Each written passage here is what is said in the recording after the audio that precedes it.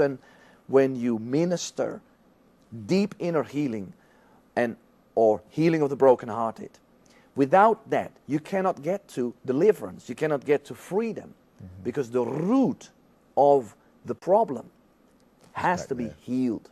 If a person has been rejected all their life, a spirit, an evil spirit of rejection comes in, gets attached to that person's life, and wherever the person goes to, they will be rejected. For the spirit of rejection will cause everybody in their environment to reject them.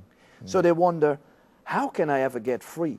Well, until we heal the rejected part of their heart, of their soul, we can't break the curse and renounce that spirit for them to be free, or for that spirit to be cast out.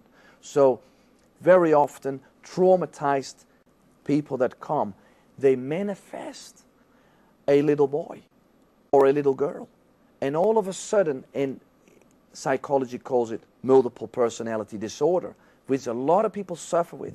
If a person has been traumatized to such an extent that normal life would not be able to continue unless there was a supernatural intervention, well, the Holy Spirit will cause there to be a fragmentation of the soul.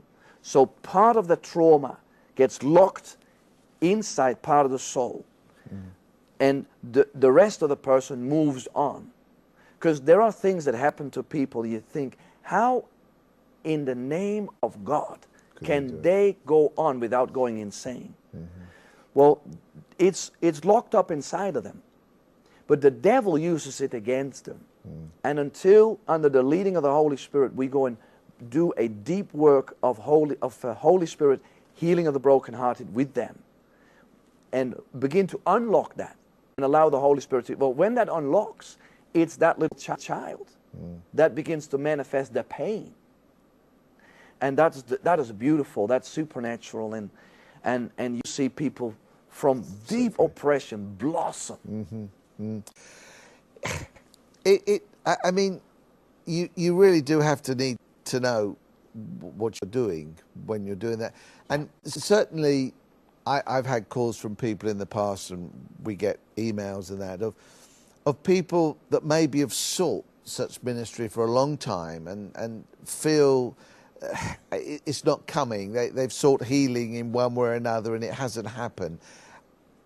How do you begin to deal with that? Because, I mean, are you going to say, oh, it's your lack of faith, or it's your...